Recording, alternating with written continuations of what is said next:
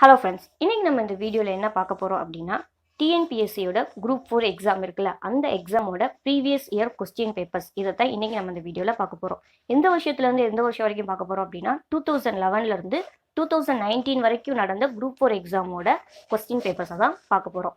So இந்த question பேப்பர்ஸை வந்து நம்ம வீடியோவில் வந்து ஃபுல்லாக டிஸ்பிளே பண்ண முடியாது. ஸோ அதனால நான் டிஸ்கிரிப்ஷனில் வந்து இயர் வைஸாக வந்து நான் கொஸ்டின் பேப்பர்ஸை வந்து லிங்க் கொடுக்குறேன் பிடிஎஃபாக. நீங்கள் அதை போய் மறக்காமல் டவுன்லோட் பண்ணி யூஸ் பண்ணிக்கோங்க. ஓகே, எதுக்காக நம்ம இந்த ப்ரீவியஸ் இயர் கொஸ்டின் பேப்பர்ஸ்லாம் ப்ரிப்பேர் பண்ணணும் அப்படின்னா, இப்போ புதுசாக எக்ஸாம் ட்ரை பண்ணுறவங்களுக்கு வந்து எந்த டாபிக் வந்து இம்பார்ட்டன்ஸ் அதிகமாக கொடுக்கணும், எதுக்கு வந்து கம்மியான இம்பார்ட்டன்ஸ் கொடுக்கணும் அப்படின்றது தெரியாது. ஸோ இந்த மாதிரி ப்ரீவியஸ் இயர் கொஸ்டின் பேப்பர்ஸ்லாம் நம்ம யூஸ் பண்ணோம் அப்படின்னா உங்களுக்கே ஒரு ஓவர்வியூவாக தெரிஞ்சிடும். இந்த சிலபஸ்லேருந்து இது மட்டும் தான் கேட்குறாங்க, இந்த டாப்பிக்லேருந்து இது மட்டும் தான் கேட்குறாங்க அப்படின்ற ஒரு ஓவர்வியூ வந்து உங்களுக்கு தெரிஞ்சிடும். ஸோ எதுக்கு அதிகமான இம்பார்ட்டன்ஸ் கொடுக்கணுமோ அதுக்கு மட்டும் அதிக டைம் ஸ்பெண்ட் பண்ணிவிட்டு கம்மியான இம்பார்ட்டன்ஸ் கொடுக்கறதுக்கு வந்து கம்மியான டைம் ஸ்பெண்ட் பண்ணாலே போதும். ஸோ நான் டிஸ்கிரிப்ஷனில் லிங்க் கொடுக்குறேன், மறக்காமல் நீங்கள் போய் டவுன்லோட் பண்ணி யூஸ் பண்ணிக்கோங்க. All the best.